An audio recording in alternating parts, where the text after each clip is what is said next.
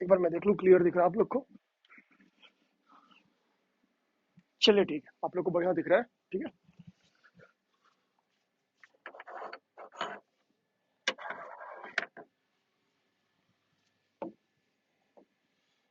तो फिर यूपीपीसीएस को टारगेटेड जिस क्लास को हम लोगों ने स्टार्ट किया था, आज उसका 5वां दिन है। यानी लगातार हम लोग क्लासेस को कंटिन्यू किए हुए हैं।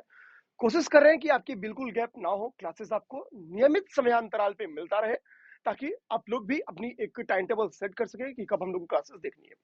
मेरे यारों, इस वीडियो को प्लीज शेयर करना, यूपीएससी हिंदी के चैनल को अपने दोस्तों में सब्सक्राइब कराना। ठीक है, अब हम लोग आज थोड़ा सा 2 मिनट की इंट्रो ले लें। आज हम लोग बौद्ध धर्म स्टार्ट कर रहे हैं।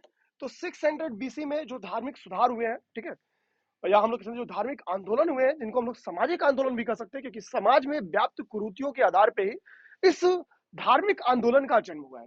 तो आज हम लोग बौद्ध धर्म और जैन धर्म, इन दोनों चीजों को खत्म करेंगे। ठीक है, इस चीज को ध्यान देंगे। क्लासेस में 1 घंटा से ज्यादा इसलिए नहीं रख रहा हूं ताकि आप लोग, चूंकि मैं काफी रिपीट कर रहा हूँ, काफी बेहतरीन समझाने की कोशिश कर रहा हूँ, तो मेरा मानना है अगर आप लोग प्रीमियर देखेंगे नहीं देखेंगे तो इजिली, हालांकि प्रीमियर देखने क्या होता है ना कि सामने वाले का जुड़ाव बना रहता है। ठीक, और अगर नहीं प्रीमियर देख रहे हैं तो नो डाउट कि ये क्लास आप लोग अगर थोड़ा स्पीड में देखेंगे तो मेरा मानना है अराउंड 45 मिनट में ये क्लास आप लोग खत्म कर लेंगे।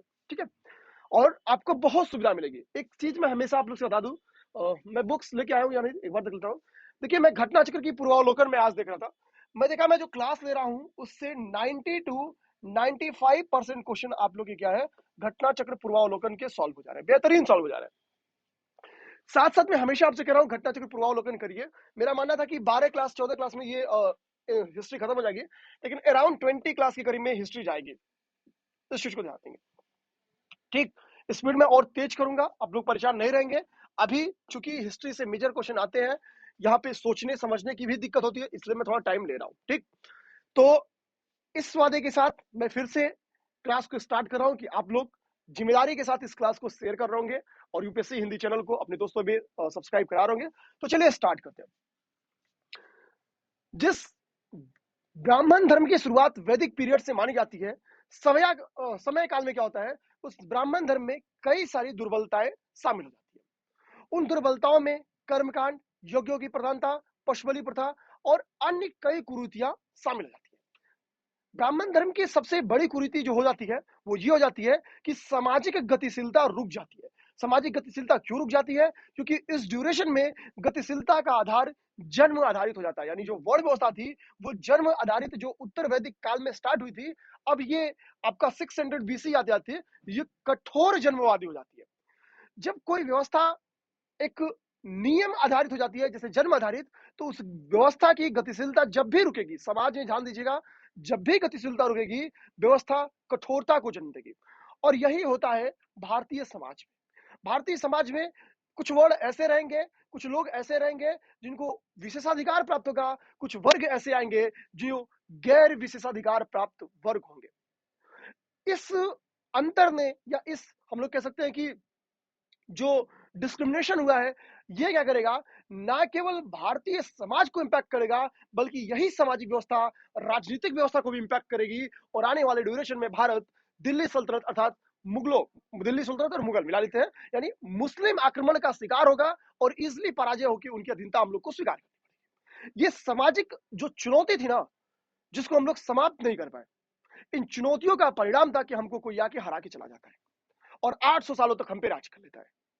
ठीक है, तो चलिए हम लोग अब यहां से बौद्धिज्म स्टार्ट करते हैं। क्योंकि भगवान बुद्ध खुद एक राजघराने से संबंधित थे, ठीक है, इसलिए बौद्धिज्म का प्रचार संभव हुआ। अब हम लोग समझते क्या है बौद्ध। बाकी हम लोग जानते हैं कि इनका नाम सिद्धार्थ था, इनके भाई का नाम देवदत्त था। बाकी वो हंस वाली कहानी जानते हैं, हंस वाली कहानी यहाँ पे जरूरत नहीं है, इसलिए अब हम लोग क्लासेस को आगे बढ़ाएंगे, थोड़ा स्पीड में रहेंगे। गौतम बुद्ध का जीवन परिचय ध्यान देंगे। जीवन परिचय पे मैंने देखा है क्वेश्चन बनते रहे हैं। ठीक है, अर्थात इनका क्या क्या नाम था, इनके पिताजी किस वंश से संबंधित थे, इनकी माताजी किस वंश से संबंधित थी, आगे क्या क्या घटना हुई, कैसे इनके माता पिता की डेथ होती है वो इंपॉर्टेंट नहीं है, कौन इनका पालन पोषण करता है, कब ये किनसे शादी होती है, इनका बच्चा कौन था, गृह त्याग कब किया। गृह त्याग से इंपॉर्टेंस बौद्धिज्म का हो जाता है, क्योंकि अब तक बुद्ध बुद्ध नहीं है, बुद्ध सिद्धार्थ है, लेकिन जब वो गृह त्याग करते हैं, वहां से इनकी बुद्ध बनने की प्रक्रिया समानता स्टार्ट हुआ। ठीक है, तो सिंपल सी बात, पहले हम लोग सिद्धार्थ को जानेंगे, ध्यान देंगे। तो सिद्धार्थ का जन्म 563 ईस्वी पूर्व में कपिल वस्तु के लुम्बिनी वन में हुआ था।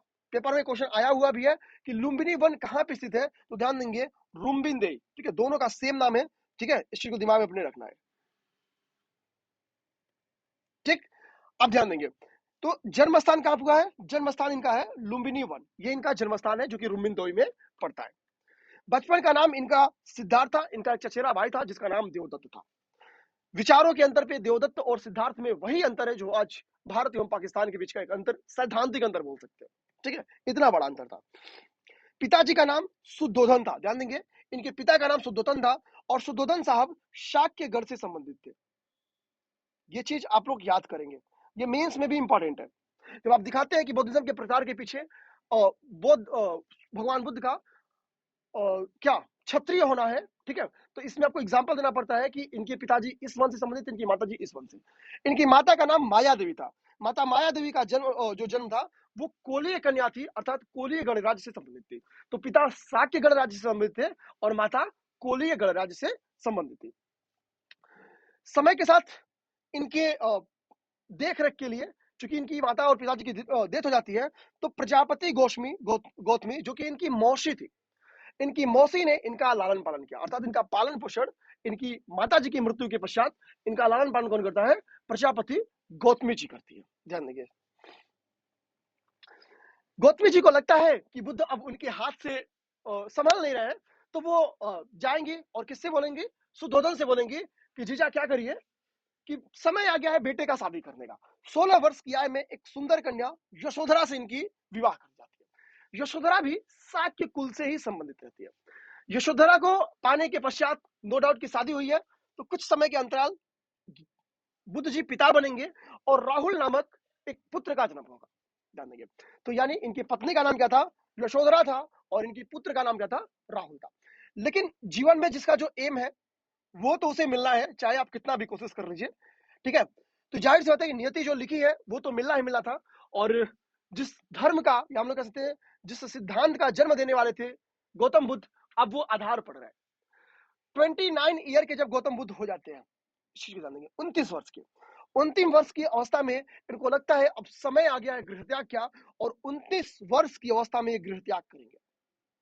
और इनके गृह त्याग की घटना महाभिनिष्क्रमण कहलाती है, और महाभिनिष्क्रमण अनेकों बार पेपर में आया हुआ है कि महाभिनिष्क्रमण किस घटना से संबंधित है, तो महाभिनिष्क्रमण गृह त्याग की घटना से संबंधित है, यानी गौतम बुद्ध का गृह त्याग करना महाभिनिष्क्रमण कहलाता है, ठीक है, इस चीज को ध्यान देंगे। अब जाहिर सी बात है, जब गौतम बुद्ध गृह त्याग करते हैं उसके बाद से गौतम बुद्ध वैशाली जाएंगे। वैशाली जाएंगे तो सबसे बड़ी बात है ना कि आपको दीक्षित होना है तो आपके पास एक गुरु होना चाहिए। वो गुरु कौन होगा, तो यहाँ पे इनको एक गुरु मिलते हैं, उनका नाम रहता है अलार कलाम। ये गौतम बुद्ध के पहले गुरु है, अलार कलाम। अलार कलाम से वो दीक्षित होंगे कहाँ पे, वैशाली में। अलार कलाम क्या है, सांख्य दर्शन के फॉलोअर थे, ध्यान देंगे। अलार कलाम चूंकि सांख्य दर्शन के फॉलोअर थे, तो यहां से अलार कलाम से क्या होगा, अलार कलाम से गौतम बुद्ध जी, अर्थात अभी गौतम बुद्ध नहीं है, सिद्धार्थ क्या करेंगे, सांख्य दर्शन की शिक्षा लेंगे, क्योंकि ये सांख्य दर्शन के ही फॉलोअर थे अलार कलाम। लेकिन यहां पे इनको संतुष्टि नहीं मिलेगी। ये जीआईसी 2010 में क्वेश्चन बन के भी आया कि अलार कलाम कौन थे, इस चीज को ध्यान देंगे। उसके बाद से यहां से इनका प्रवास हो जाएगा राजगीर के लिए, पेपर में क्रम भी पूछता है। तो वैशाली से वो फिर कहां गया है, राजगीर गए। राजगीर जाते हैं तो यहाँ इनको इनके जीवन के दूसरे गुरु मिलते हैं जिनका नाम है रुद्र कराम पुत्र, ध्यान देंगे, उनका नाम क्या है, रुद्र कराम पुत्र। फिर यहाँ पे ये रुद्र कराम पुत्र से भी शिक्षा ग्रहण करेंगे, लेकिन रुद्र कराम पुत्र से भी ये उसी तरह से बहुत संतुष्ट नहीं होते हैं। अब यहां से बात बारी आती है यहां छोड़कर जाना। अब राजगीर को छोड़ के कहां चले जाएंगे, उरुवेला चले जाएंगे, ध्यान देंगे। उरुवेला में वो पंडितों वाली घटना मिलती है, 5 ब्राह्मणों वाली, हालांकि हमको उस घटना से नहीं मतलब है, लेकिन यही वो उरुवेला जगह है जहां पर कठोर तप कौन करेगा, जहां पर 6 वर्षों की कठोर साधना करेंगे कौन, सिद्धार्थ। और इस 6 वर्षों की कठोर तपस्या के पश्चात, तपस्या कहां कर रहे हैं, उरुवेला में कर रहे हैं, इस चीज को ध्यान देंगे। तपस्या क्या कर रहे हैं, उर्वेला में कर रहे हैं। कितनी वर्ष की आयु में, 35 वर्ष की आयु में, ध्यान देंगे। 29 वर्ष में गृह त्याग किए हुए वो, एक सेकेंड, ठीक है। 29 वर्ष की आयु में क्या है, 29 वर्ष की आयु में गृहत्याग किया है। 6 वर्षों की इस तपस्या के पश्चात अब उनकी उम्र कितनी हो गई है, 35 ईयर, 35 वर्ष की उनकी आयु हो गई है। इस 35 वर्ष की आयु, जब वो तपस्या करे तो क्या था, वैशाख पूर्णिमा के अवसर पर निरंजना नदी के किनारे, ये नदी बेहद इंपॉर्टेंट है, याद रखेंगे, आरओ में ये क्वेश्चन पूछ चुका है, ध्यान देंगे। निरंजना नदी के किनारे पीपल के वृक्ष के नीचे ज्ञान प्राप्ति किए थे, ध्यान देंगे, पीपल के वृक्ष के नीचे ज्ञान प्राप्ति हुई थी। अब एक चीज समझिए, यहाँ पे इंपॉर्टेंट क्या है, यहाँ पे 6 वर्ष की कठोर साधना इंपॉर्टेंट है, और ये निरंजना नदी इंपॉर्टेंट है, इस चीज को ध्यान में रखना है, ठीक है। निरंजना नदी, जहां पे जिस पीपल के वृक्ष के नीचे इन्होंने ज्ञान प्राप्ति की थी, ध्यान देंगे, अब वो पीपल का वृक्ष वहां से काट दिया गया है। शशांक नाम के शासक ने जब बौद्धिज्म का अंत करने पे तुला था, तो उसने इस बोधि वृक्ष को काट दिया था। बिहार पब्लिक सर्विस कमीशन ये क्वेश्चन पूछी हुई है कि जो बोधि वृक्ष है, वो बोधि वृक्ष किस पीढ़ी का है, तो 5वीं पीढ़ी का वो बोधि वृक्ष है, ये अपने दिमाग में रखना है, ठीक है। अभी जो बोधि वृक्ष है वो 5वीं पीढ़ी का बोधि वृक्ष है। उस बोधि वृक्ष को, जो वर्तमान में बोधि वृक्ष था, उसको शशांक के द्वारा काट दिया गया था। तो यहाँ पे हम लोग को ये चीज इंपॉर्टेंट थी, ठीक। अब जाहिर सी बात है कि इस 6 वर्षों की कठिन तपस्या के बाद जब इनको ज्ञान प्राप्ति होती है, तो इस ज्ञान प्राप्ति के उपरांत सिद्धार्थ को बुद्ध कहा जाने लगा, इस चीज को ध्यान देंगे। जब इनको बुद्ध कहा जाने लगा, तो यानी सीधी सी बात है कि अब वो जो लोकेशन था वो किस नाम से फेमस हो गया, बोध गया नाम से, ध्यान देंगे। ज्ञान प्राप्ति के पश्चात सिद्धार्थ बुद्ध कहलाए, तथा जहां उन्हें ज्ञान प्राप्त हुआ वो लोकेशन अब क्या कहा जाने लगा, बोध ज्ञान है, ठीक है। अब जाहिर सी बात है, जब आपको ज्ञान प्राप्त हो गई, तो आपका कर्म होना चाहिए कि उस ज्ञान से आप दूसरे को दीक्षित करें, उसका लाभ समाज को मिले। गौतम बुद्ध इसी उद्देश्य से अपना पहला उद्देश्य देते हैं, पहला उपदेश देते हैं, और इनके पहले उपदेश को हम लोग क्या कहते हैं, धर्म चक्र प्रवर्तन कहते हैं। यानी गौतम बुद्ध के द्वारा जो पहला उपदेश दिया गया है, जो प्रथम उपदेश दिया गया है, उस घटना को हम लोग धर्म चक्र प्रवर्तन कहते हैं। जो पहला उपदेश दोस्तों उन्होंने दिया था, वो सारनाथ में दिया था, यानी ध्यान देंगे, तब का वो ऋषि पत्तनम कहा जाता था, यानी ऋषि पत्तनम या सारनाथ में इन्होंने अपना पहला उपदेश दिया था। इनके प्रथम उपदेश को हम लोग क्या कहते हैं, इनके प्रथम उपदेश को धर्म चक्र प्रवर्तन कहा जाता है। इनके प्रथम उपदेश को धर्म चक्र प्रवर्तन कहा जाता है। अब ध्यान देंगे, तो यहाँ पे हम लोग 2 कीवर्ड जान गए, महाविनिष्क्रमण जान गए और धर्म चक्र प्रवर्तन जान गए। 2 चीज तो हम लोग जान गए। गौतम बुद्ध को यह लगा कि क्यों ना मैं अपनी सामाजिक रूप से क्रांति लाने वाले विचारों को एक ऐसी लैंग्वेज चुनूं ताकि समाज का निचला तबका भी समझ सके मैं कहना क्या चाहता हूं, ठीक है। इसके लिए उन्होंने जन सामान्य की भाषा पाली को चुना। इसी के लिए देखेंगे, बौद्धिज्म की आरंभिक जो ग्रंथ है वो पाली में लिखे गए हैं। महायान शाखा से संबंधित जो ग्रंथ है वो संस्कृत में लिखे गए हैं, ठीक है। जब डिवीजन होता है हीनयान और महायान में, तो पाली में इन्होंने अपना उपदेश देना स्टार्ट किया। पेपर में क्वेश्चन आता है कि गौतम बुद्ध ने वो कौन सा लोकेशन है जहां पे सर्वाधिक उपदेश दिए, ये पेपर में क्वेश्चन आता हुआ है। तो गौतम बुद्ध ने प्रथम उपदेश तो ऋषिपत्रम यानी सारनाथ में दिया है, लेकिन सर्वाधिक उपदेश उन्होंने श्रावस्ती में दिया है। यानी ध्यान देंगे, गौतम बुद्ध से एक संबंधित स्थल और कौन सा है, श्रावस्ती है। ध्यान देंगे, इन स्थलों के बारे में यूपीपीसीएस और यूपीएससी क्वेश्चन भी पूछी है कि निम्नलिखित में से कौन सा स्थल गौतम बुद्ध से संबंधित नहीं है, तो इन स्थलों को भी अपने दिमाग में रखते चलेंगे। अब ध्यान देंगे, समय के साथ जो बौद्ध धर्म है उसका शेष भारत पे या भारतीय उपमहाद्वीप में विस्तार आप लोग को देखने को मिलता है। जाहिर सी बात है, भारत में एक ऐसा धर्म जो कि एक विख्यात धर्म के सामने कॉम्पीट कर रहा है, तो उसको कोई संरक्षण मिला होगा। तत्कालीन कुछ शासकों जैसे महान शासक बिंबिसार, प्रसेनजीत और उदयन के द्वारा इसको संरक्षण प्रदान किया गया। तो बौद्ध धर्म के प्रसार का ये कारण है, इसको हम लोग मेंस में भी लिखते हैं। तो बौद्ध धर्म के संरक्षक कौन कौन से शासक थे, बिंबिसार, ध्यान दीजिएगा, बिंदुसार नहीं, बिंबिसार, प्रसेनजीत, उदयन, ये 3 वो शासक हैं जिनके द्वारा इस धर्म का संरक्षण किया गया, ठीक है। मुझे सर्दी अच्छी खासी हो चुकी है, दवा तो मैं लिया हूं, बट ठीक है, कोई बात नहीं, इस चीज को ध्यान देंगे।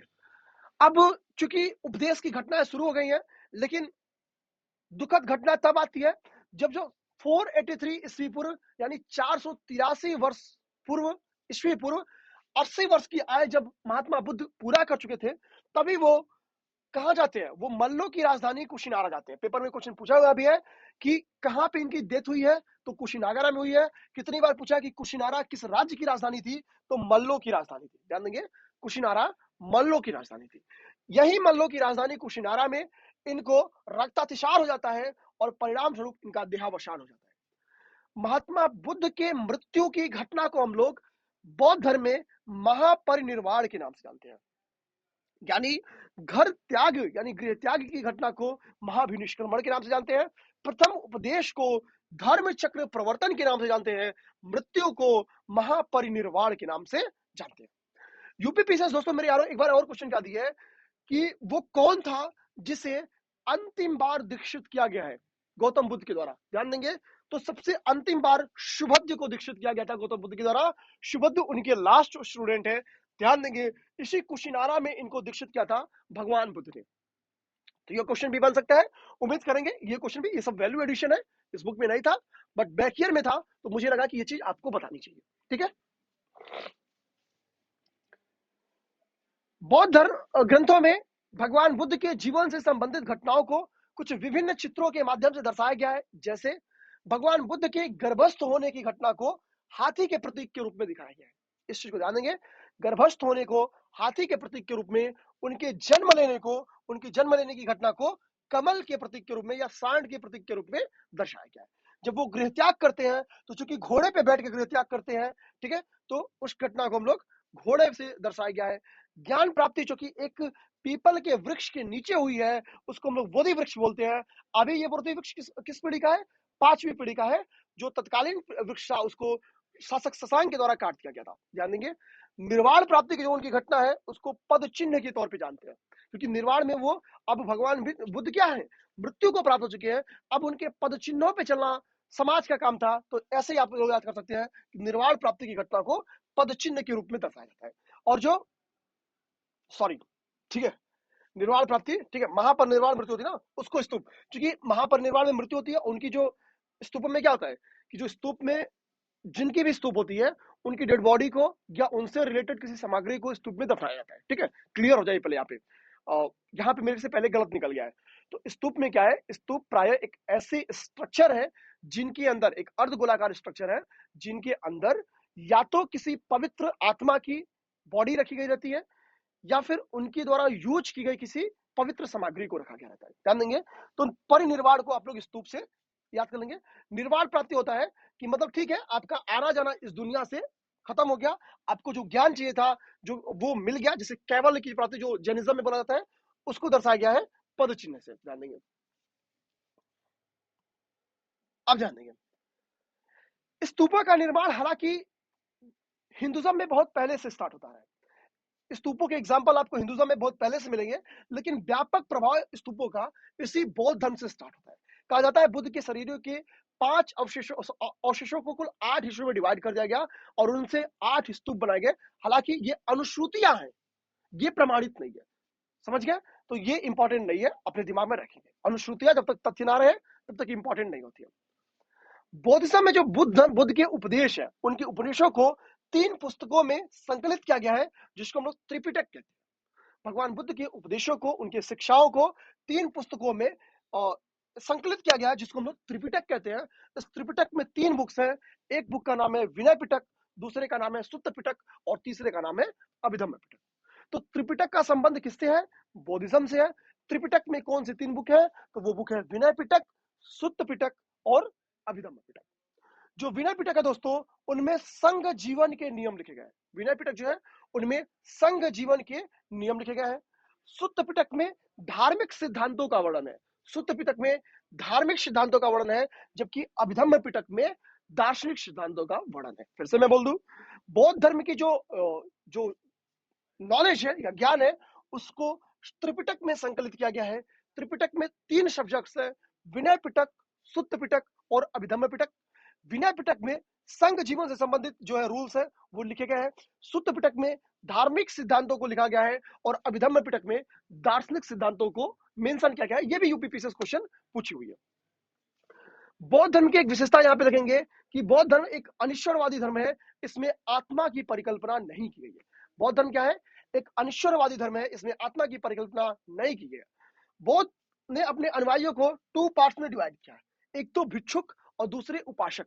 भिक्षुक वो होते थे जो पूर्णतः समर्पित होते थे बौद्धिज्म के प्रचार प्रसार में।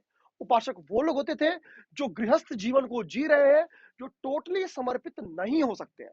सबके लिए रूल्स बनाए थे भगवान बुद्ध ने। ध्यान देंगे, जो भिक्षुक होते थे उनको संन्यास ग्रहण करना आवश्यक होता था, क्योंकि जब तक आप संन्यास ग्रहण नहीं करेंगे, आपका मोह भंग नहीं होगा, और बौद्धिज्म के प्रचार प्रसार के हेतु आप पूर्णतः समर्पित नहीं हो पाएंगे। जाहिर सी बात है, अगर आप गृहस्थ जीवन वाले हैं तो आप पूर्णतः संन्यास ग्रहण अर्थात सन्यासी नहीं है।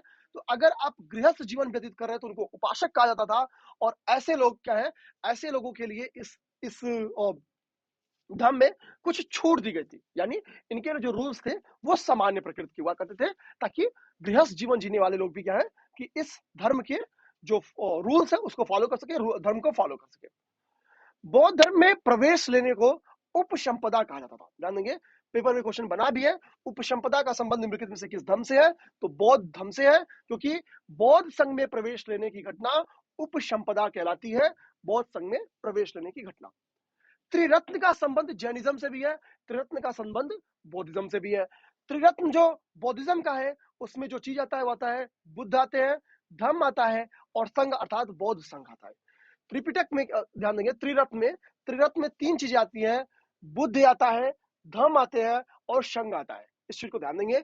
त्रिरत्न का संबंध जैनिज्म से भी है, अभी मैं पढ़ाऊंगा तो वहां बताऊंगा, ठीक है। वहां पे सम्यक दर्शन, सम्यक ज्ञान, सम्यक, ठीक है, अब उसको देख लेंगे हम लोग वहां पे, ठीक। त्रिरत्न। अब यहाँ पे देखेंगे चतुर्थ बौद्ध संगीति की बात कर रहा है कि बौद्ध धर्म में 2 पार्ट्स में डिवाइड हो गया। चारों बौद्ध संगीतों के बारे में हम लोग डिटेल देखेंगे कि किस लोकेशन पे हुआ था, किसके नेतृत्व में हुआ था, कौन राजा था, सब देखेंगे। बस दिमाग में रखना है कि चौथी बौद्ध संगीति जो कि कनिष्क के नेतृत्व में हुई थी, इसी बौद्ध संगीति में धर्म क्या है 2 पार्ट्स में डिवाइड होगा, हीनयान और महायान। हीनयान और महायान में भी इसके डिवाइड होने की घटना है, वो एक अकाल से रिलेटेड घटना इसमें लिखी गई है, नहीं तो मैं भी डिटेल में इसको बता देता, क्योंकि लिखी गई है तो वही मैं बता दूंगा, ठीक। बस अपने दिमाग में रखेंगे कि चतुर्थ बौद्ध संगीति कनिष्क के ड्यूरेशन में हुई थी, और इसी काल में बौद्धिज्म का 2 फॉर होता है, हीनयान और महायान। महायान के फॉलोअर्स जो होते हैं वो हिंदू धर्म की ओर झुकते हैं, यानी जो इनके चीजें हैं वो उसे स्वीकार करेंगे। एक बार मेरे यारों क्वेश्चन पूछा हुआ भी है कि निम्नलिखित में से कौन से संप्रदाय ने सर्वप्रथम मूर्ति पूजा स्टार्ट किया था? तो महायानियों ने स्टार्ट किया था। इस चीज को ध्यान देंगे। उसमें ऑप्शन में वैदिक धर्म भी था, लेकिन महायानियों ने सर्वप्रथम मूर्ति पूजा स्टार्ट किया था। ये उस वक्त यूपीपीसीएस मानी हुई आयोग, तो आप भी महायान को टिक मारेंगे अगर अगेन क्वेश्चन आता है तो। इस चीज को ध्यान देंगे, ठीक है।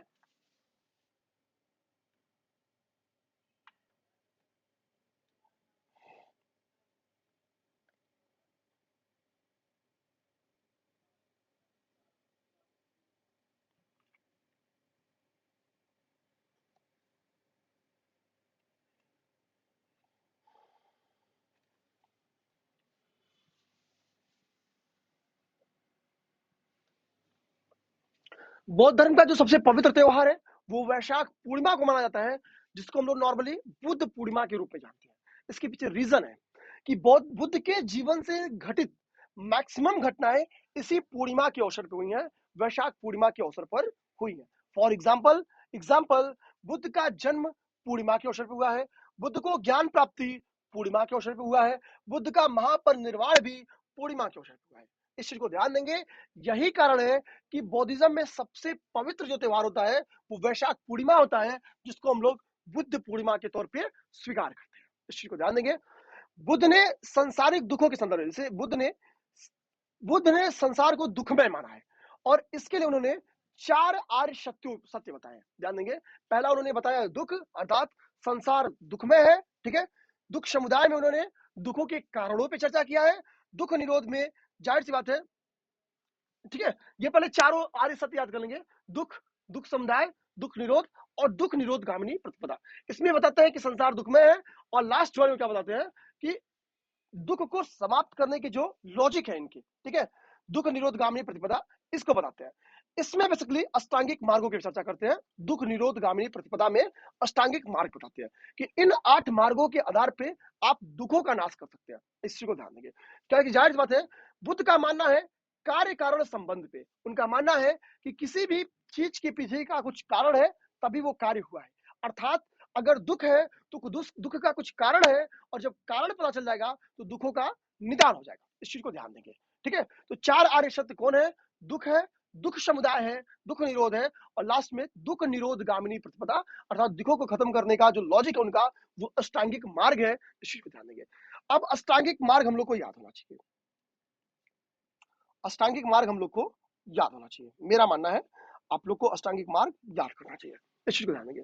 अष्टांगिक मार्ग क्या क्या है, आइए देख लेते हैं। अष्टांगिक मार्ग है, मैं एक बार देख लेता हूं, आप लोग को चीजें क्लियर दिख रही है ना? ठीक है, एकदम सही, बहुत सटीक दिख रहा है। आप लोग वीडियो को शेयर करिएगा, इस चीज को ध्यान दीजिएगा।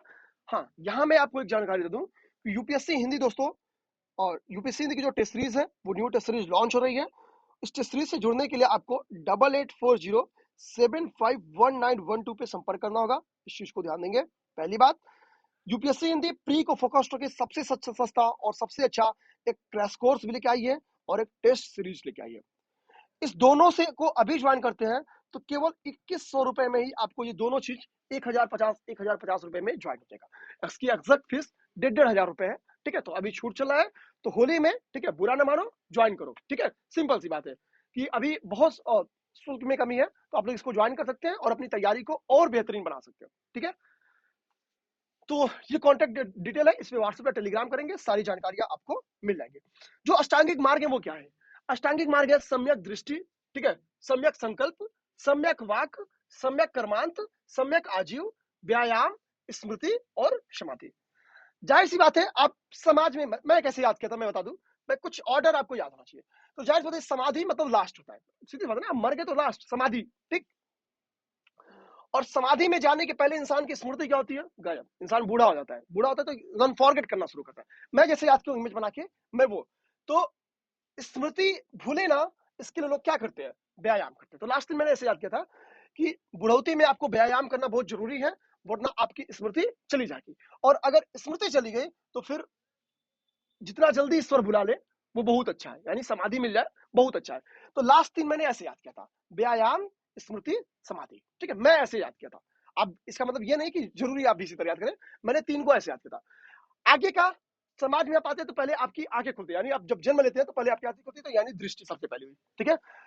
जब समाज को आप देखते हैं तो जब चीजें फील होती है यार कि समाज में ये चैलेंजेस है, तब आप संकल्प लेते हैं। जैसे बुद्ध ने माना कि समाज दुखमय है, तो उन्होंने संकल्प लिया कि मैं दुखों का निवारण करूंगा, ठीक है। तो दृष्टि हुई तो संकल्प लिए। तब क्या है, आप वाक अर्थात वाणी, आप सामने वाले को बताते हैं भाई मेरा संकल्प ये है। जैसे भगवान बुद्ध ने जब संकल्प लिया कि समाज दुखमय है, मैं उनके दुखों का निवारण करूंगा, वो तपस्या करते हैं, फिर वो पहला उपदेश देते हैं जैसे ज्ञान मिलता है, यानी जिसको हम लोग धर्म चक्र प्रवर्तन नॉर्मली कहते हैं, ठीक। तो तीसरा आप लोग कैसे याद करते हैं? दृष्टि खुली, आपने दुखों को देखा, पता चला समाज दुख में है, संकल्प लिया कि दुख का निवारण करेंगे, ज्ञान प्राप्ति हुई तो आप लोगों ने उपदेश देना शुरू किया, यानी सम्यक वाणी। उसके बाद से अगला कर्मांत है। जाहिर सी बात है, मैं जैसे आज का मैं बस वो बोला हूं, ठीक है, ताकि ऑर्डर आया तो आप लोग लिख सके।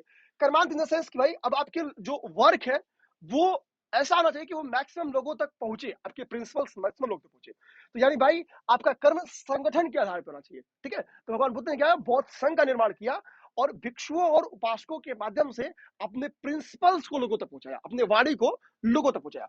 तो यानी वाणी, वाणी के बाद से आपका हो गया कर्मांत, ठीक है। तो ये मैंने ऐसे याद किया, मैंने, और ये याद कर लिया कि 5वें नंबर पे आजीव है, सम्यक आजीव। तो अब लोग इजली याद करेंगे, सबसे पहले आंख खुली तो दृष्टि, आपने फिर संकल्प लिया तो सम्यक संकल्प, फिर आपने उपदेश दिया अर्थात सम्यक वाणी, ठीक है। उसके बाद से अपने कर्मांत यानी बौद्ध संघ बना के, और इस कर्म के माध्यम से अपने बौद्धिज्म का प्रसार किया, तो आपका हो गया सम्यक कर्मांत। उसके बाद से आजीव याद कर लीजिए। उसके बाद से मैंने क्या बोला है, लास्ट 3 क्या है? व्यायाम करो वरना स्मृति जाएगी, और स्मृति जाएगी तो फिर हे ईश्वर जितना जल्दी बुला लो, अर्थात समाधि मिल जाए। 8 याद हो गया, ठीक है। तो ये हो गया आपका अष्टांगिक मार्ग। मैं इसी तरह से याद किया हूं, आप लोग का कोई और लॉजिक होगा तो याद कर लीजिएगा उस तरह से।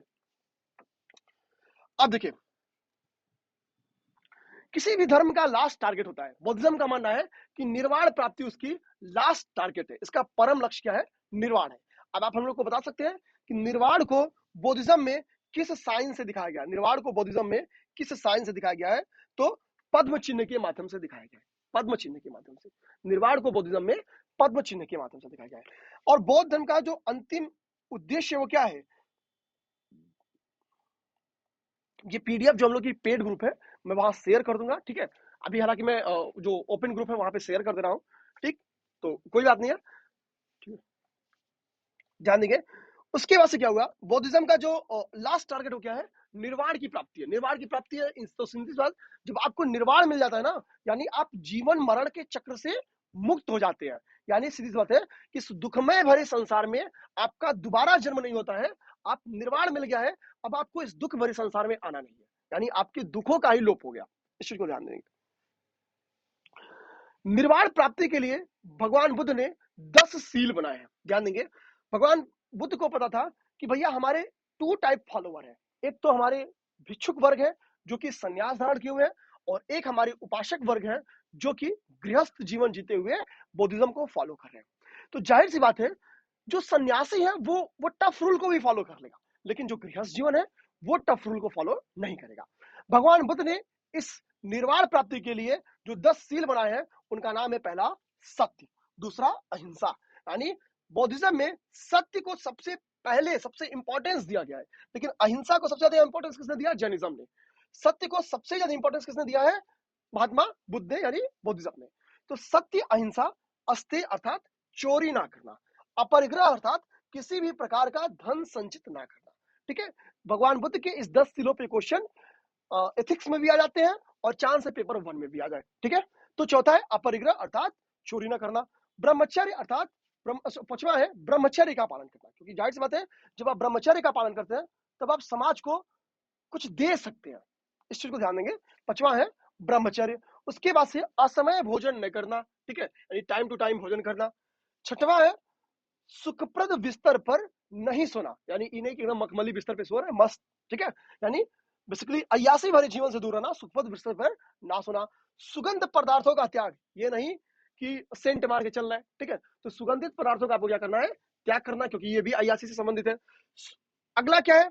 कामनी एवं कंचन का त्याग, सबसे बड़ी बात भैया, ठीक है। त्याग दिए तो सब कुछ त्याग दिए, समझ जाओ। और फिर आपको पाने वाला को, अरे एक सेकेंड तो नहीं लगेगा, 30 सेकंड लगेगा। उम्मीद करें कि फिर से चीजें सही हो जाए, ठीक है। एक्चुअली यहाँ पे क्या, जब लाइट जाती है तो इन्वर्टर से कनेक्ट है, लेकिन वो लाइट जाने और इन्वर्टर के सप्लाई मिलने के बीच में जरा सा जो गैप मिलता है ना, उसमें टीवी बंद हो जाती है, ठीक। क्यों बंद हो जाती है ये समझ में नहीं आता है। पंखा तो नहीं बंद होता है, चलिए देखते हैं, ठीक है। तो कुल मिलाकर चलिए बात कर रहे थे। आप लोग से मैंने यही बोला कि यार इस क्लास की इंपॉर्टेंस आपको तब समझ में आएगी जब इस क्लास को आप रेगुलर ले रहे होंगे। और दूसरी बड़ी बात, जब आप साथ में मैं बोल रहा हूँ वो काम कर रहे होंगे, जैसे मैं अभी बोल रहा हूँ, साथ साथ आपको घटना चक्र का पूर्वावलोकन पढ़ना चाहिए, ठीक है। और अगर आप लोग घटना चक्र का पूर्वावलोकन पढ़ रहे हैं तो नो डाउट आपको बहुत दिक्कत नहीं आने वाली है, ठीक है।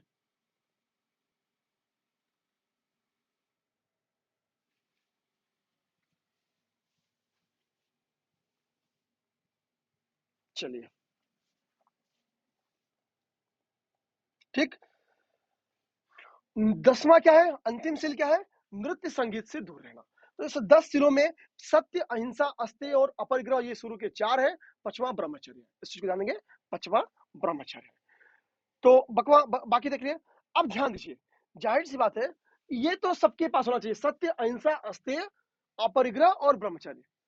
गृहस्थ जीवन के लोगों को भी बोला गया कि शुरू के 5 जो है ना, ये आप जो उपासक वर्ग है उसको भी फॉलो करना है, अर्थात जो गृहस्थ जीवन जी रहा है ऐसे भी बौद्धिज्म के फॉलोअर को ये शुरू के 5 फॉलो करना है।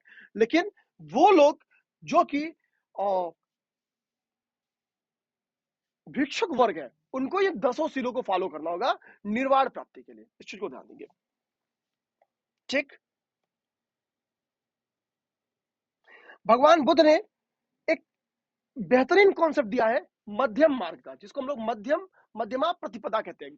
बुद्ध कहते हैं कि भैया कोई कह रहा है इधर जाओ और कोई कह रहा है इधर जाओ, तो बेहतर है थोड़ा इधर सीधा चले जाओ, ठीक है। मतलब मेरे कहने का मतलब क्या है कि बौद्धिज्म हमेशा क्या कहता है कि मध्यम मार्ग का पालन करो, और ये मध्यम मार्ग वही है, आप इसको इजिली कंक्लूजन में यूज करते हैं ना, इस मध्यम मार्ग का यूज करते हैं।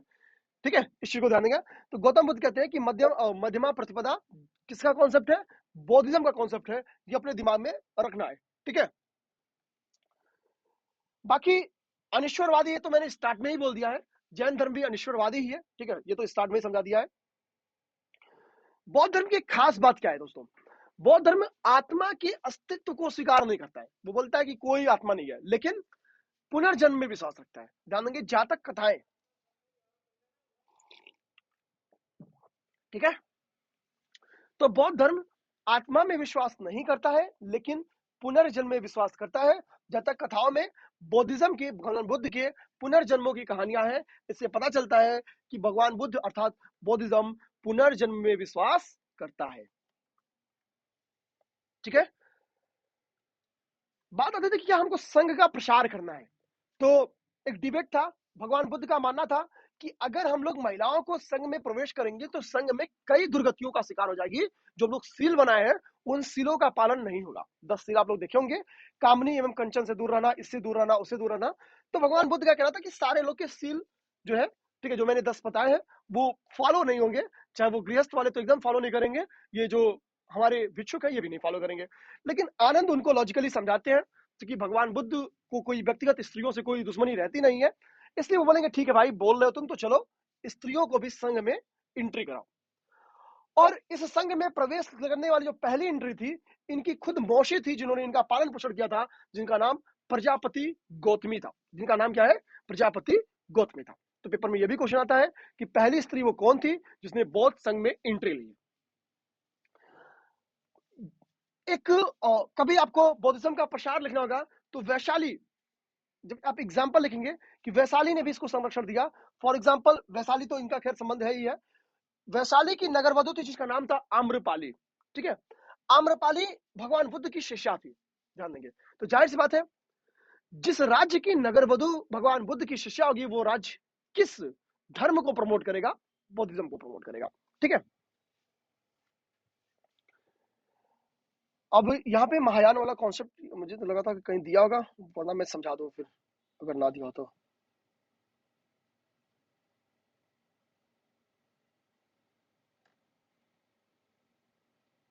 ठीक है, चलिए कोई नहीं। अब देखिए, हमको पता है कि जो चौथा बौद्ध संगीति हुआ था, उस चौथे बौद्ध संगीति में बौद्धिज्म दो पार्ट में टूट जाता है, हीनयान और महायान। आगे चल के महायान भी दो भागों में डिवाइड हो जाएगा। जिन दो भागों में डिवाइड होगा उसको हम लोग कहते हैं शून्यवाद या माध्यमिक और विज्ञानवाद अर्थात योगाचार। ठीक है, तो महायान दो पार्ट में डिवाइड होगा, शून्यवाद एवं विज्ञानवाद में। अभी मैंने क्या बताया कि बौद्धिज्म चतुर्थ बौद्ध संगीत में कनिष्क के ड्यूरेशन में दो पार्ट में डिवाइड होता है, हीनयान और महायान में। आगे चलकर महायान दो पार्ट में डिवाइड होता है जिसको हम लोग कहते हैं शून्यवाद एवं विज्ञानवाद। शून्यवाद को हम लोग माध्यमिका कहते हैं, विज्ञानवाद को हम लोग योगाचार कहते हैं। तो शून्यवाद एवं विज्ञानवाद में डिवाइड हो जाएगा। अब आगे हम लोग देखें। ठीक है, तो जब महायान शून्यवाद एवं योगाचार में डिवाइड होगा तो शून्यवाद के जो प्रवर्तक होते हैं उसका नाम पेपर में पूछता है, तो शून्यवाद के प्रवर्तक नागार्जुन साहब रहते हैं। शून्यवाद के प्रवर्तक कौन है? नागार्जुन साहब है। बौद्ध संप्रदाय से ही की एक शाखा है जिसका जन्म 7वीं शताब्दी में हुआ है, उसका नाम है वज्रयान। पेपर में पूछता है वज्रयान शाखा या वज्रयान संप्रदाय किस धर्म से संबंधित है? तो बौद्ध धर्म से संबंधित है। तो वज्रयान शाखा 7वीं शताब्दी में बौद्ध संप्रदाय से ही निकली है, इस चीज को ध्यान देंगे। वज्रयानियों को की एक अच्छी बात क्या होती है कि ये स्त्री सम्मान में काफी आगे रहते हैं। अर्थात स्त्रियों को ये लोग क्या करते हैं? देवी मानते हैं, शक्ति का स्वरूप मानते हैं। ठीक है, इस चीज को ध्यान देंगे। स्त्रियों को वज्रयान क्या करते हैं? वज्रयानी शक्ति का स्वरूप मानते हैं। ठीक है, इस चीज को ध्यान रखेंगे। आगे नेक्स्ट हम लोग देखेंगे। नेक्स्ट जो फैक्ट है इसको यूपीएससी भी पूछ ली है। ठीक है, क्योंकि भावी बुद्ध के बारे में यूपीपीसीएस ने यूपीएससी क्वेश्चन पूछी है 2018 या 19 में। ठीक है, वो मैत्रेय हैं। भावी बुद्ध कौन है? मैत्रेय हैं। लेकिन जो लास्ट ध्यान देंगे, बुद्ध ने शाक्य मुनि के रूप में अंतिम जन्म प्राप्त किया था। तो भगवान बुद्ध का अंतिम जो जन्म हो चुका है वो जन्म कौन सा है? शाक्य मुनि के रूप में है, शाक्य मुनि के रूप में। लेकिन होने वाला जो जन्म है वो कौन सा है? मैत्रेय है। इस चीज को याद रखिए। मैत्रेय के बारे में ऑलरेडी यूपीएससी क्वेश्चन पूछ चुकी है। चांस है शाक्य मुनि के बारे में क्वेश्चन पूछा जा सके। तो इसलिए शाक्य मुनि अंतिम जन्म है भगवान बुद्ध का, ये याद रखना है। बौद्धिज्म का प्रसार देखेंगे, बेसिकली आपको कल्चर, आर्ट आर्ट के क्षेत्र में भी देखने को मिलता है। उत्तर भारत की धरती पर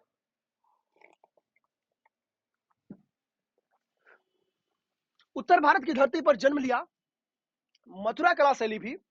मथुरा कला शैली जो कि एक देसी शैली है, इसमें किसी विदेशी इंपैक्ट नहीं देखने को मिलता है।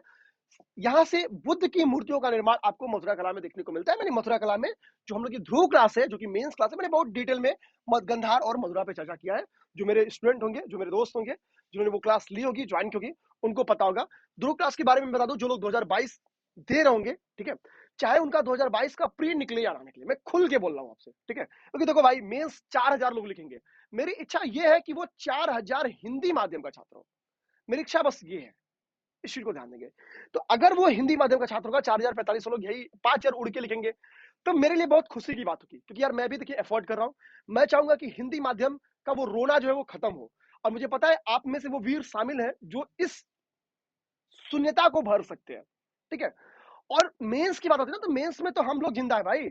मेंस के नमूने 2022 के लिए एक हम लोगों ने बैच स्टार्ट करा, इसका नाम है ध्रुव बैच। उस ध्रुव बैच में हम लोग प्रॉपर आंसर राइटिंग के माध्यम से आपकी क्लासेस खत्म कर रहे हैं। 21 के लिए 400 क्वेश्चन के माध्यम से हम लोगों ने क्लासेस खत्म किया। पूरी परिश्रम यूपीएससी हिंदी की टीम ने उस क्लास को बनाने में 2 महीने का टाइम खर्च किया है। आपसे रिक्वेस्ट है, आपका प्री निकले ना निकले, 3 महीने का टाइम कतई खर्च मत करना।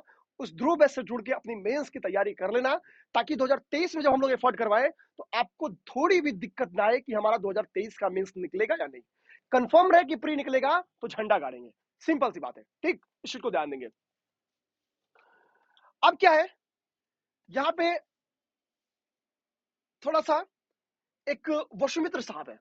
हमको पता है जब चतुर्थ बौद्ध संगीति में हीनयान और महायान में बौद्धिज्म का डिवीजन हुआ था, इसमें वसुमित्र साहब पहले कहते हैं मैं हीनयानी हूं, अर्थात जो मैं एक्चुअल बौद्धिज्म है मैं इसको फॉलो करूंगा। लेकिन वो बाद में क्या कहेंगे, बाद में वो महायानी बन जाएंगे। अर्थात वो जो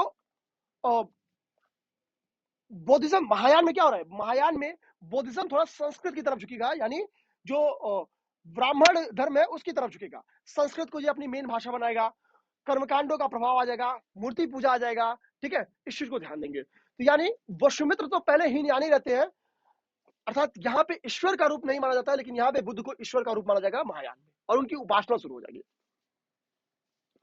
आगे कह रहा है, भगवान बुद्ध प्रदत्त पंचशील उपदेश का उल्लेख कहां मिलता है, ध्यान देंगे। हालांकि कुल 10 सील इन्होंने दिया था, ध्यान देंगे, कुल 10 सील दिया था। पहला जो 5 सील है जो कि गृहस्थ के लिए भी है, ठीक है, जो कि सॉरी, हाँ, गृहस्थ के लिए, क्योंकि सन्यासियों के लिए तो सारा है, भिक्षुओं के लिए तो सारा है, 10 है। तो जो पंचशील है उसमें से शुरू का 5 जो है, सत्य, अहिंसा, अस्तेय, अपरिग्रह और ब्रह्मचारी, इनका उल्लेख छांदोग्य उपनिषद में किया गया है। उपनिषद मैंने पढ़ाया है, उम्मीद करते हैं आपको क्लियर होगा। तो छांदोग्य उपनिषद में इस पंचशील उपनिषद का यूज किया जाता है। ध्यान देखिए, छांदोग्य उपनिषद में ये चीज मिलती है। अब बात आती है छांदोग्य उपनिषद में, आपसे पूछ दूं कि छांदोग्य उपनिषद किस वेद का उपनिषद है, आप लोग बताइए। मैं आप लोग को दिखा भी देता हूं, तब तक मैं उम्मीद करूंगा कि आप लोग कमेंट कर देंगे, ठीक है।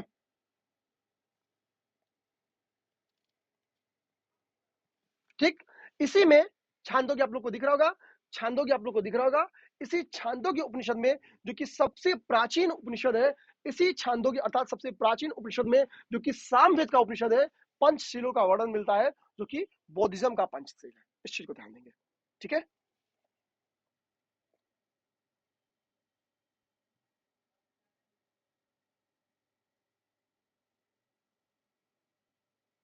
ठीक, अब नेक्स्ट देखेंगे। नेक्स्ट यहाँ पे क्या लिखा है कि बुद्ध घोष की कृति है एक विशुद्धि मग्ग। विशुद्ध मग्ग किसकी लिखी गई बुक है, तो विशुद्ध मग्ग बुद्ध घोष की कृति है, अर्थात बुद्ध घोष के द्वारा इसको लिखा गया है। इसमें क्या रहा है कि बौद्ध सिद्धांतों का ये क्या है, स्पष्टीकरण है। तो पेपर में क्वेश्चन ये आएगा कि बौद्ध सिद्धांतों का स्पष्टीकरण निम्नलिखित में से किस बुक में किया गया है, तो विशुद्धि मग्ग में किया गया है। ध्यान देंगे, स्पष्टीकरण मतलब होता ही है उसमें शुद्धता में, उसकी शुद्धता में वृद्धि हो जाती है। तो विशुद्धि, शुद्धि वर्ड आप लोग देखेंगे उसमें शामिल भी है।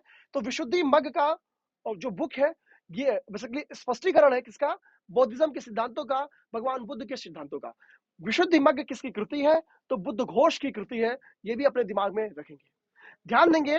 विशुद्धि मग को बौद्ध सिद्धांत कोश भी कहते हैं, क्योंकि ये बेसिकली उसका स्पष्टीकरण है। यही रीजन है कि इसको हम लोग बौद्ध सिद्धांत कोश भी कहते हैं।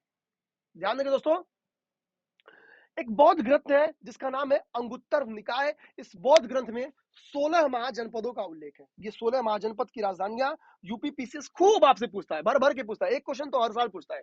तो ये 16 महाजनपदों की राजधानियां हम लोग देखेंगे, और इसमें थोड़ा मगध के उत्कर्ष के बारे में एक टॉपिक दिया है, तो हम लोग मगध का उत्कर्ष देख लेंगे, क्योंकि मगध के उत्कर्ष के बारे में क्वेश्चन पूछता है, तो हम लोग उसको देख लेंगे। ठीक है, अब देखेंगे, उम्मीद करेंगे कि आपको एक ये मैंने केवल छोटा सा चीज नहीं बताया है, ठीक है, ये नहीं बताया है। स्क्रीन पे आपको दिख रहा होगा, इतिहास में बुद्ध धर्म की, बौद्धिज्म की 4 संगीतियां हुई, जिसको हम लोग बौद्ध संगीतियां कहते हैं। पहली बौद्ध संगीति बुद्ध के मृत्यु के तुरंत उपरांत 483 ईस्वी पूर्व में राजगृह में हुई थी। राजगृह में एक लोकेशन है सप्तपर्णी गुफा। पेपर में क्वेश्चन आया है कि सप्तपर्णी गुफा यूपी पीसीएस में कहाँ स्थित है, तो राजगृह में स्थित है। सप्तपर्णी गुफा कहाँ स्थित है, राजगृह में। दूसरी कहाँ हुई है, वैशाली में। ठीक है, तीसरी कहाँ है, पाटलिपुत्र में। चौथी कहाँ है, कुंडलवन में। ठीक है, तो इसको आप लोग याद कर सकते हैं कैसे, राव पाक। ठीक है, राव पाक याद करने का तरीका है। अब मैं इसको बता देता हूँ राव क्या है। राव बेसिकली एक टाइटल है। राव क्या है, एक टाइटल है, और पाक मतलब होता है पवित्र। ठीक है, जैसे पाकिस्तान, हालांकि ऐसा है नहीं। ठीक है, तो राव मतलब होता है एक जाति बेसिकली है। ठीक है, और पाक मतलब होता है पवित्र। तो रा से राजगृह, व से वैशाली, पा से पाटलिपुत्र, क से कुंडलवन अर्थात कश्मीर। ठीक, तो राव यानी एक जाति है, और वो जाति कैसी है, पाक है, अर्थात पवित्र है। राव पाक हो गया लोकेशन का, स्थान का क्रम हो गया। इस चीज को ध्यान देंगे। अध्यक्षों का क्रम कैसे याद करेंगे, ठीक है, महाकश्यप पहले हैं, सर्वकामी दूसरे हैं, मोगली पुत्र तीसरे हैं, और वसुमित्र चौथे हैं। ध्यान देंगे, ठीक है। तो महाकश्यप, सर्वकामी, मोगली पुत्र और वसुमित्र, ध्यान दीजिए, इसको याद करना है। अब एक चीज याद कर लेंगे,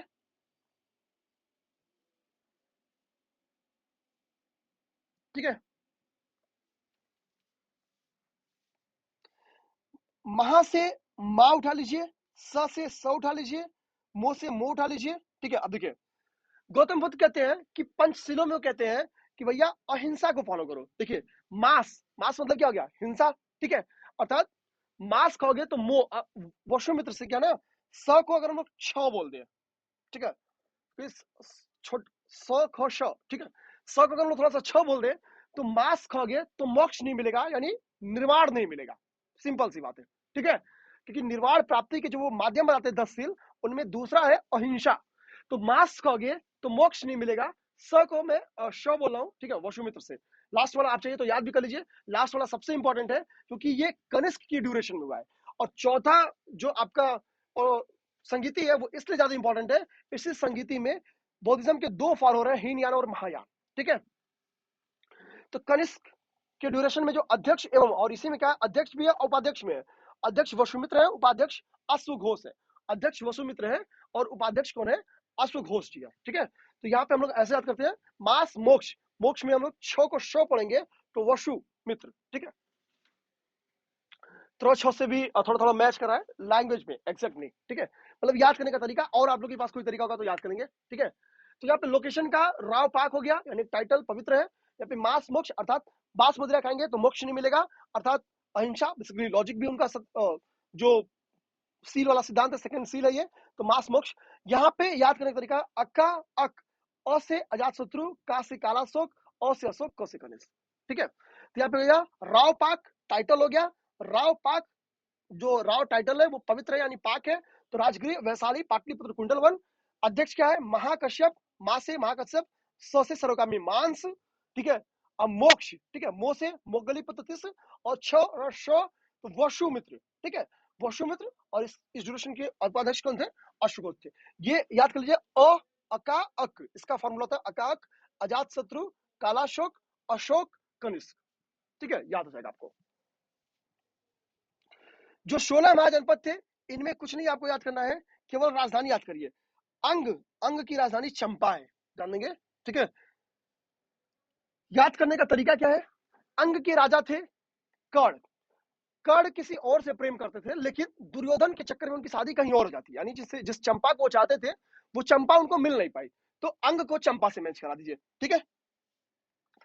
अवंती की जो राजधानी है वो उज्जैन थी, इसी को हम लोग माहिष्मति भी कहते हैं, वही माहिष्मति जिसको हम लोग जानते हैं, ठीक है।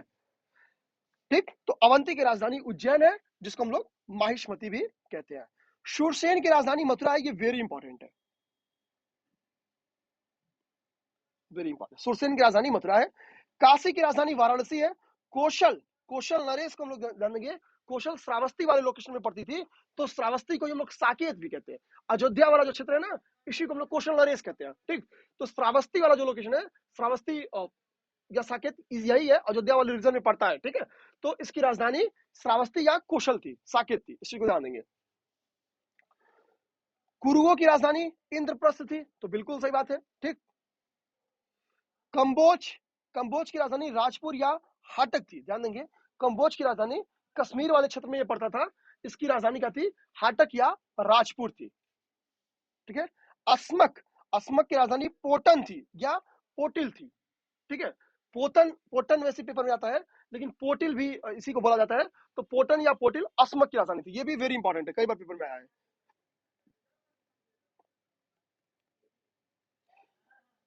चेदी नरेश का नाम सुने होंगे। चेदी नरेश की जो राजधानी थी वो सुक्तिमती थी, ठीक है। पांचाल की दो राजधानी थी, अहिच्छत्र और काम्पिल्य, ठीक है। अहिच्छत्र और काम्पिल्य पांचाल की दो राजधानी थी, अहिच्छत्र और काम्पिल्य। वज्र की जो राजधानी थी उसको हम लोग वज्र को विदेह भी कहते हैं, हालांकि वैशाली भी कहते हैं। तो वज्रियों की दो राजधानी थी, वैशाली एवं विदेह। वत्स की राजधानी क्या थी? कौशाम्बी थी। वत्स की राजधानी कौशाम्बी थी। सबसे इंपॉर्टेंट है मगध की राजधानी, जिसमें गिरिव्रज थी, राजगृह थी और पाटलिपुत्र, ये तीन राजधानियां थी, गिरिव्रज, राजगृह एवं पाटलिपुत्र। गिरिव्रज, राजगृह एवं पाटलिपुत्र। मत्स्यों की राजधानी विराटनगर थी, ध्यान देंगे, मत्स्य की राजधानी विराटनगर थी, ठीक है।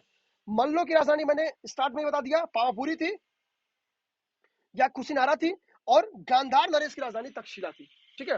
गांधार नरेश की राजधानी तक्षशिला थी। एक बार फिर से देख लीजिए, अंग का चंपा, अवंती का उज्जैन या माहिष्मति, ठीक है। सुरसेन का मथुरा, काशी का वाराणसी, कौशल का श्रावस्ती, कुरु का इंद्रप्रस्थ, कंबोज का राजपुर या हाटक, अश्मक का पोटन या पोटली, चेदी का सुक्तिमती, चेदी भी वेरी इंपॉर्टेंट है, याद रखना है।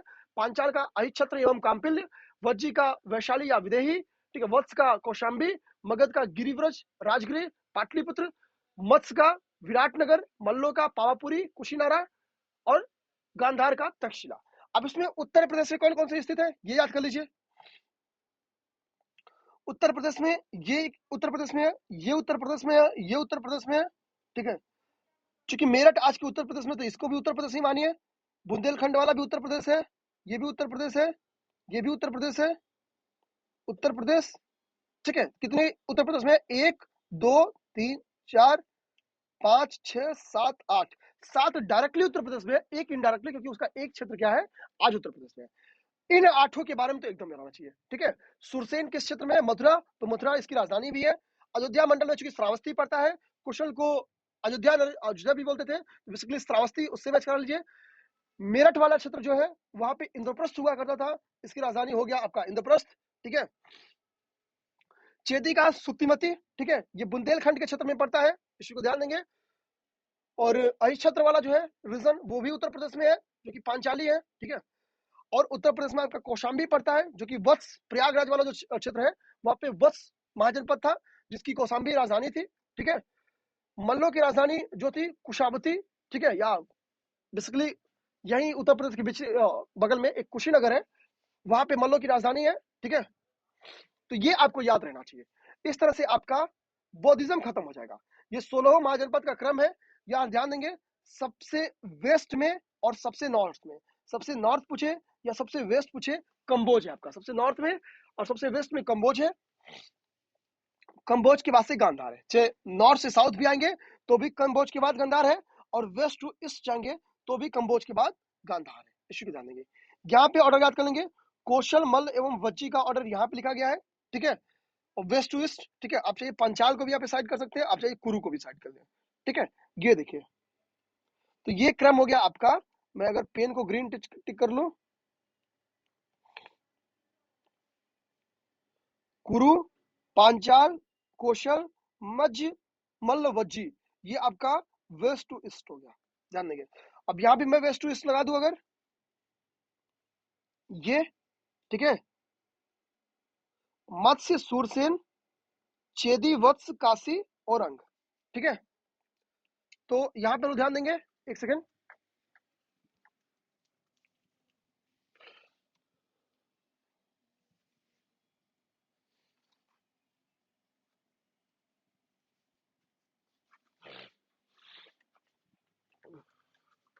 तो यहाँ पे मत्स्य क्या हो जाएगा, मत्स्य सबसे वेस्ट हो जाएगा, मत्स्य सबसे वेस्ट हो जाएगा, ठीक है। इसके बाद से सूरसेन हो जाएगा, सूरसेन के बाद से चेदी हो जाएगा, चेदी के बाद से वत्स हो जाएगा, फिर काशी हो जाएगा, फिर मगध हो जाएगा, फिर अंग हो जाएगा। तो यहाँ पे वेस्ट टू ईस्ट पूछेगा, तो आप लोग इस हिसाब से अरेंज कर लेंगे, ठीक है। इस चीज को ध्यान देंगे। सबसे साउथ वाला कौन सा है, तो अस्मक है। साउथ में मौजूद एकमात्र महाजनपद है, ये चीज ध्यान देंगे, साउथ में एकमात्र महाजनपद है, ठीक है। तो ये चीज याद कर लेना है। उम्मीद करते हैं महाजनपद में कोई क्वेश्चन आएगा आपसे गलत नहीं होगा। अब हम लोग जैन धर्म को स्टार्ट करते हैं, ठीक है। जैन धर्म को स्टार्ट करते हैं, मैं टाइम रख लेता हूं। 1 घंटा हो गया है, लेकिन हम लोग जैन धर्म आज पढ़ेंगे, क्योंकि फिर तो ऐसी क्लासेस बहुत लंबी हो जाएंगी, ठीक है, बहुत ज्यादा क्लास हो जाएगा। जैन धर्म में 20 मिनट लगेगा, 15 मिनट, जैन धर्म खत्म हो जाएगा।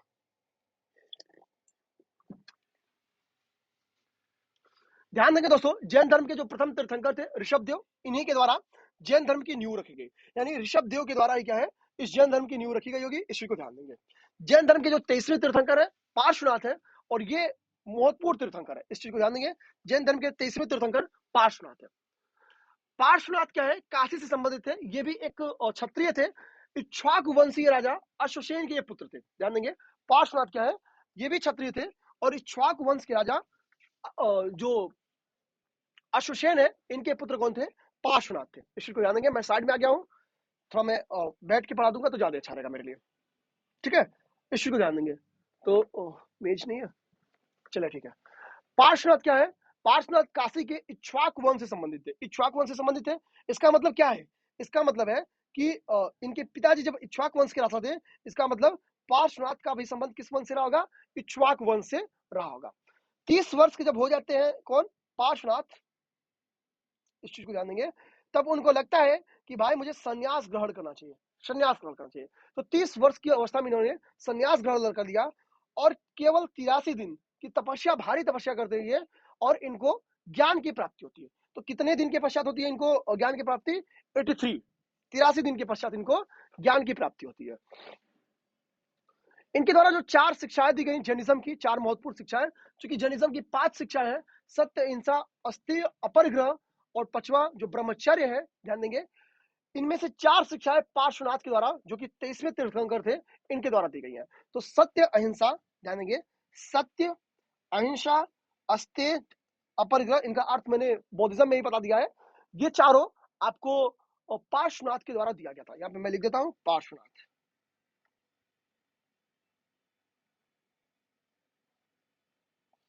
जो पार्श्वनाथ के फॉलोअर हुआ करते थे, जो इनके अनुयायी हुआ करते थे, उनको निर्ग्रंथ कहा जाता था, ध्यान देंगे, इनके फॉलोअर को निर्ग्रंथ कहा जाता था। तो ये चीज अपने दिमाग में रखना है, ठीक। आगे आपकी स्टार्ट हो जाते हैं महावीर स्वामी।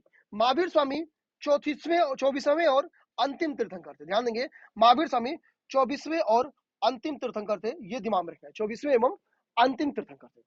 महावीर के जन्म के ऊपर बिहार पब्लिक सर्विस कमीशन ने कई बार क्वेश्चन पूछा हुआ है।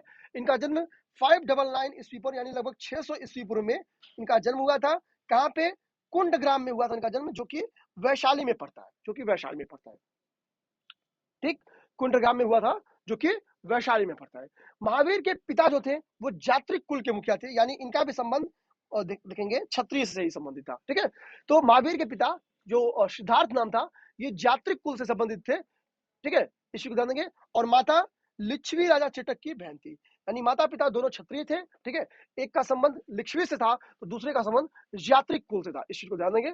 महावीर के बचपन का नाम वर्धमान हुआ करता था। ये बेसिक्स है, यहां से यूपी पीसीएस क्वेश्चन पूछी हुई है, सबसे ज्यादा बिहार पब्लिक सर्विस कमीशन यहां से क्वेश्चन पूछी हुई है। ध्यान देंगे, पार्श्वनाथ को भी 30 वर्ष की आयु में ये क्या करते हैं, शिक्षा प्राप्ति करते हैं। 30 वर्ष की आयु में संन्यास ग्रहण करते हैं। स्क्रीन पे आपको दिख रहा होगा। भगवान महावीर भी सेम है। भगवान महावीर भी 30 वर्ष की आयु में जब इनके माता पिता की मृत्यु हो जाती है, तो इनके भाई का नाम था नंदी वर्मन। ये नंदी वर्मन जिसे कहेंगे कि भैया मैं राज्य नहीं चलाना चाहता हूं, आप बड़े हो, आप राज्य चलाओ, मुझे सन्यासी जीवन जीने दो, आपका मैं सहायक नहीं बन सकता हूं, मुझे समाज का सहायक बनना है। और 30 वर्ष की अवस्था में सन्यासी जीवन जीने के लिए जीते हैं। ठीक है, पार्श्वनाथ केवल 83 दिनों की कड़ी तपस्या करते हैं, लेकिन ये 12 वर्षों का कठोर तपस्या करते हैं। भगवान बुद्ध से भी ज्यादा समय तक इन्होंने तपस्या किया है। इस चीज को आप लोग देख सकते हैं। तो सर्वाधिक समय तक कठोर तपस्या किसने किया है? भगवान महावीर ने, फिर बुद्ध ने, फिर पार्श्वनाथ ने। ठीक है, महावीर को एक, ध्यान देंगे, जृंबिक गांव के समीप एक नदी है जिसका नाम है ऋजुपालिका नदी। इस ऋजुपालिका नदी के बारे में क्वेश्चन आरओ 2017 में आया हुआ क्वेश्चन है कि किस नदी के समीप भगवान बुद्ध महावीर को ज्ञान की प्राप्ति हुई थी? तो ऋजुपालिका नदी के तट पर। और यहाँ पे एक वृक्ष है, साल वृक्ष के नीचे। ध्यान देंगे, साल वृक्ष के नीचे इनको ज्ञान की प्राप्ति हुई थी, साल वृक्ष के नीचे। तो 12 वर्ष की कठोर तपस्या के उपरांत महावीर को जृंभिक गांव के समीप ऋजुपालिका नदी के तट पर साल वृक्ष के नीचे ज्ञान की प्राप्ति हुई थी। अब ध्यान देंगे,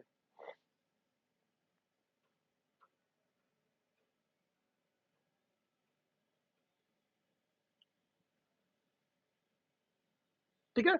जाहिर सी बात है, जब ज्ञान प्राप्त हो गए तो भगवान बुद्ध क्या है? सिद्धार्थ से बुद्ध कहला गया। और ये ज्ञान प्राप्ति होने के पश्चात इनको कई सारी उपाधियां दी जाती हैं, जिनमें एक उपाधि होती है जिन, जिनको हम लोग कहते हैं विजेता, अर्थात विजेता इनको कहा गया। इसके बाद इनके अहर्त अर्थात पूज्य कहा गया, अरहत अर्थात पूज्य कहा गया।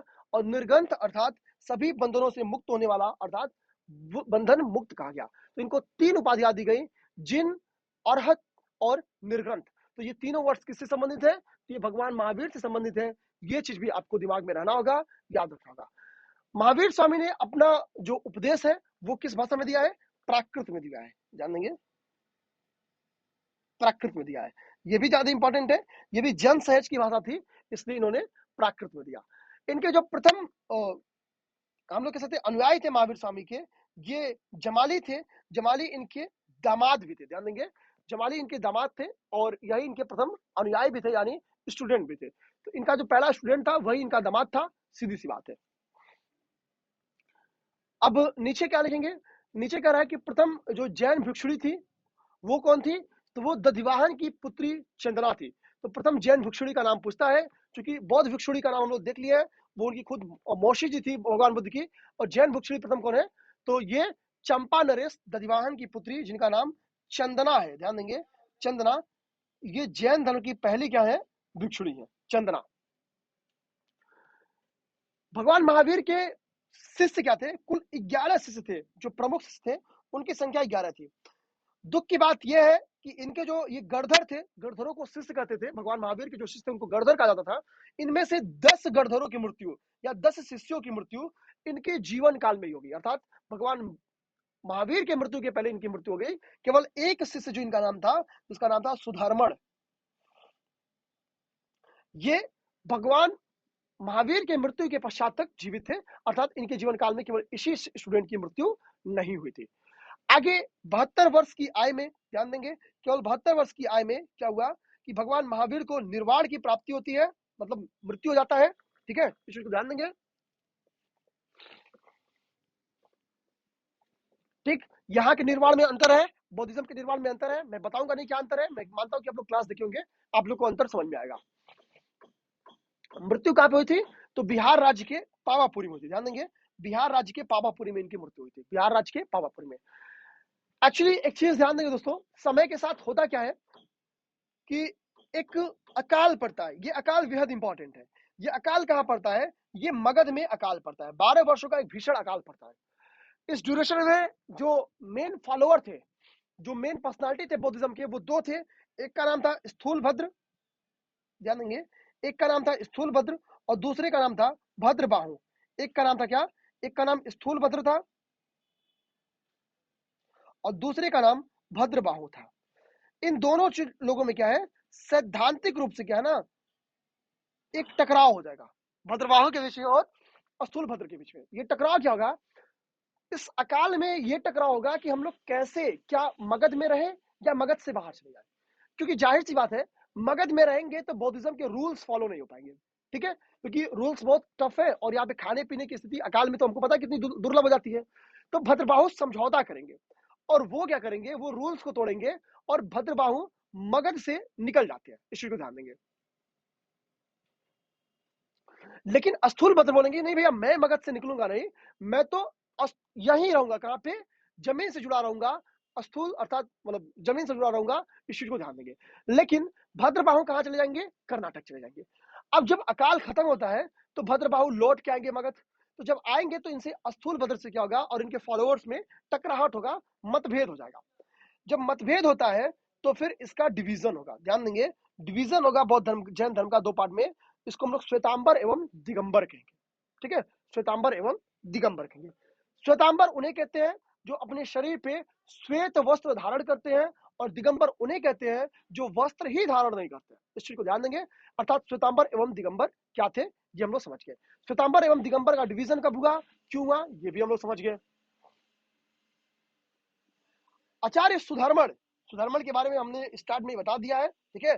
भगवान महावीर के एकलौते जीवित शिष्य, जो उनकी मृत्यु के बाद जिनकी मृत्यु होती है, वो है सुधर्मण। तो आचार्य सुधर्मण जैन धर्म के प्रथम भेरा अर्थात मुख्य उपदेशक हुए, क्योंकि महावीर के बाद यही तो जिंदा थे बस। तो सुधर्मण ही क्या होंगे, जैनिज्म के प्रथम नहीं मुख्य उपदेशक होंगे। इस चीज को ध्यान देंगे, मुख्य उपदेशक होंगे। मैंने बोला था यहाँ भी त्रिरत्न है, वहां पे जैसे बौद्ध संघ ये लोग, और वहां भी त्रिरत्न है, बौद्धिज्म में भी यहाँ भी त्रिरत्न है।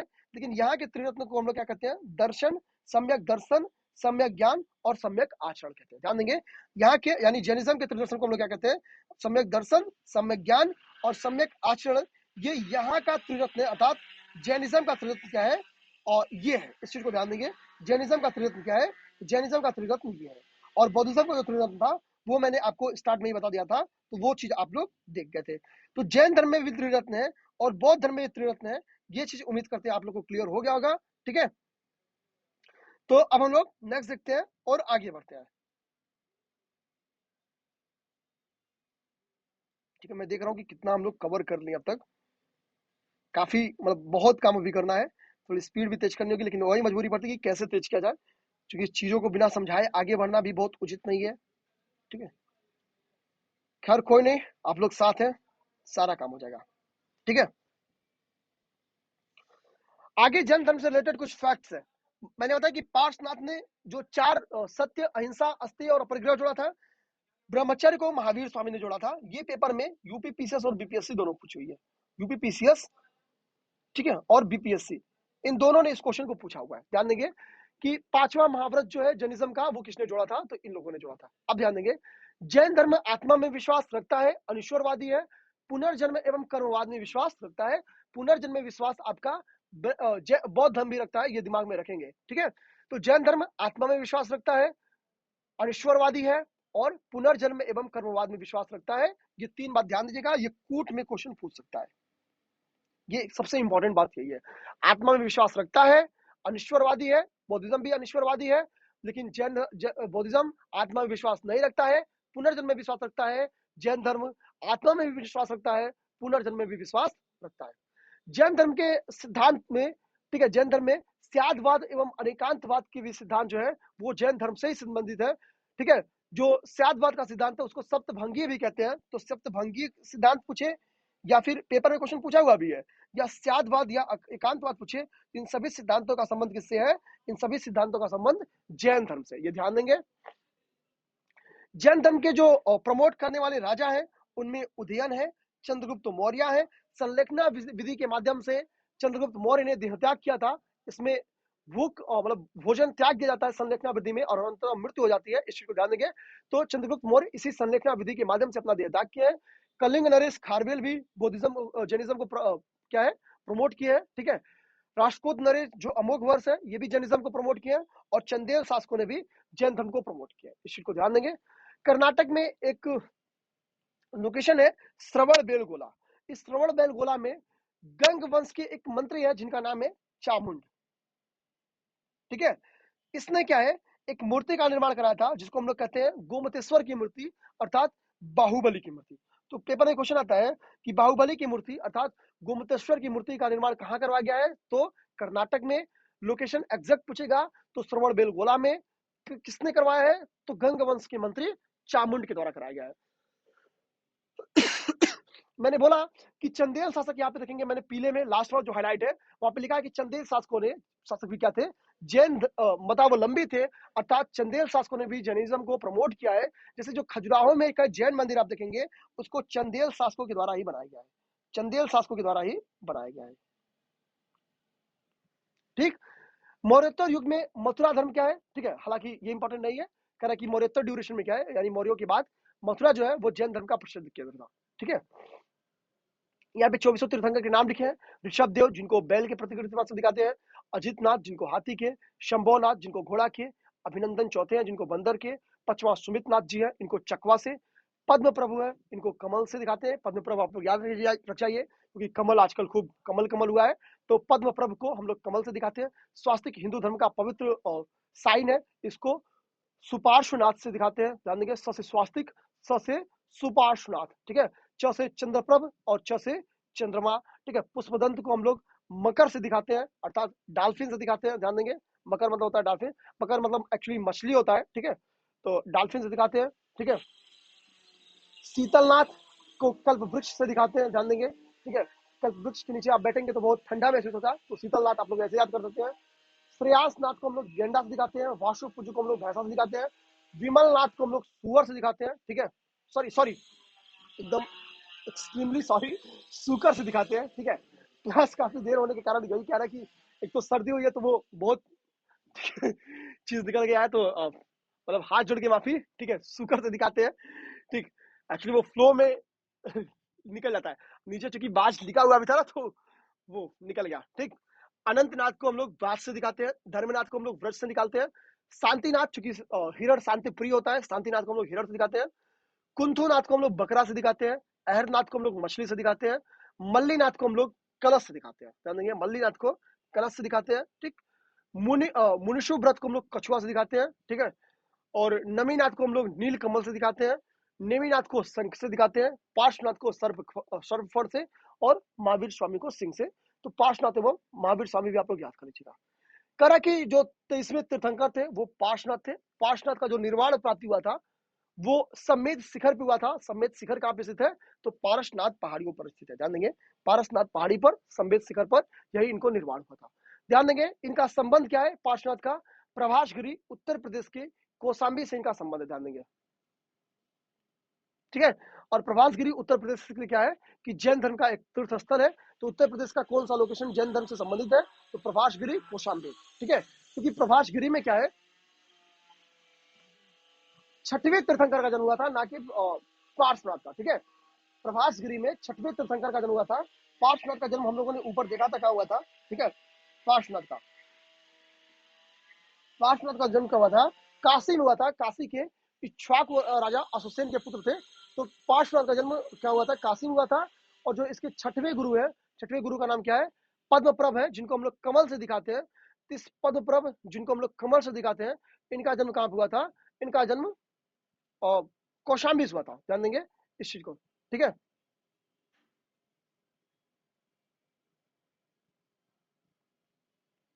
नेक्स्ट क्या है यहाँ पे, जैन धर्म में पूर्ण ज्ञान की प्राप्ति को हम लोग कैवल्य कहते हैं।